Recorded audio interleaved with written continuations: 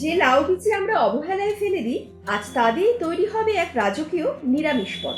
বিশ্বাস করো, এই পদের স্বাদ একবার পাওয়ার পর আর কোনোদিনই লাউ বিচি ফেলে দিতে মন চাইবে না। তাহলে চলো চলে যাই আমার রান্নাঘরে।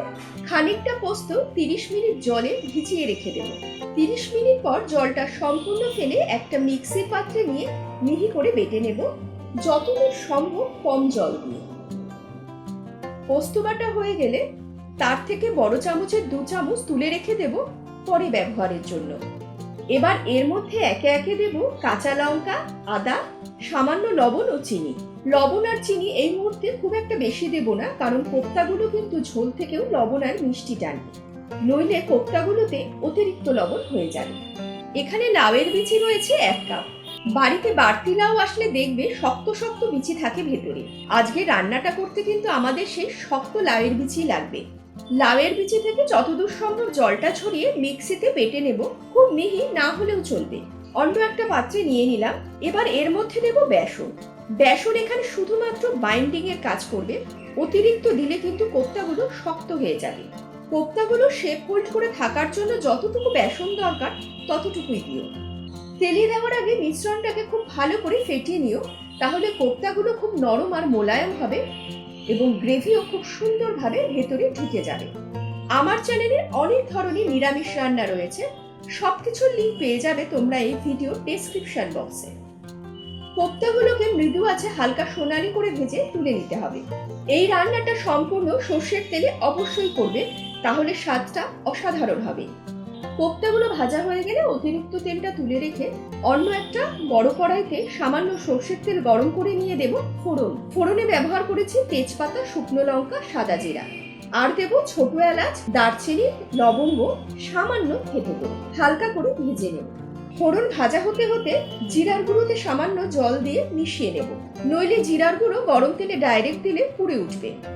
ফোড়ন ভাজা হলে দেব জিরার গুঁড়োর মিশ্রণ, আদা বাটা, মিশিয়ে নিয়ে মশলাটাকে কষাবো তেল না ছাড়া পর্যন্ত। এই শক্ত বিচি দিয়ে একটা অসাধারণ স্বাদের ভর্তা রেসিপি রয়েছে আমার চ্যানেলে, লিংকটা আমি ডেসক্রিপশন বক্সে দিয়ে দেব। তেল ছেড়ে দিলে দেব পোস্ত বাটাটা। এই সময় গ্যাসের আঁচ একদম কম রেখো।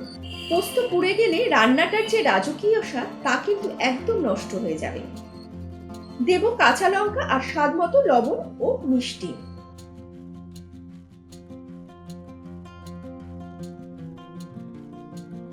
মিশিয়ে নিয়ে গ্যাসের আঁচ একদম কম রেখে ভালো করে কষিয়ে নেব। তেল ছেড়ে দিলে দেব গ্রেভির জন্য গরম জল 1.5 থেকে 2 কাপ। আমি 1.5 কাপ ব্যবহার করেছি।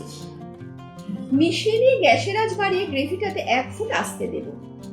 মাছ মাংস ছাড়াও যে এত রাজকীয় একটা পদ তৈরি হতে পারে, এই রান্নাটা না করলে তোমরা বুঝতেই পারবে না। একবার বানিয়ে দেখো, বাড়ির সবাই অবাক হয়ে যাবে। ফুটে উঠলে দেব ভাজা কোপ্তাগুলো। খুব আলতো হাতে মিশিয়ে গ্যাসের আঁচ মৃদু করে ঢেকে দেব, যতক্ষণ না কোপ্তাগুলোতে গ্রেভি ঢুকে নরম হচ্ছে।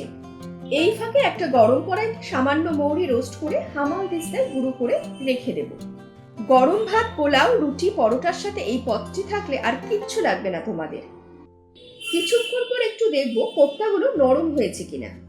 নরম হয়ে গেলে গ্যাসের আঁচ বন্ধ করে দেব। ঘি, চেরা কাঁচা লঙ্কা আর একদম সামান্য মৌরি গুঁড়ো। শেষে এই 1 চিমটি মৌরি গুঁড়োই এই রেসিপিতে রাজকীয় স্বাদ নিয়ে আসবে।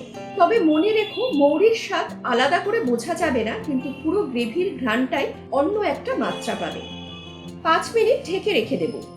এই 5 মিনিটে মৌরি, ঘি, কাঁচা লঙ্কা সব ঘ্রাণ একসঙ্গে মিশে যাবে গ্রেভিতে। আর এই সুঘ্রাণেই লুকিয়ে আছে রাজকীয় স্বাদের আসল রহস্য। বাড়িতে বানিয়ে অবশ্যই জানিও কিন্তু। আজকে চলি, ভালো থেকো, সুস্থ থেকো, শুভরাত্রি।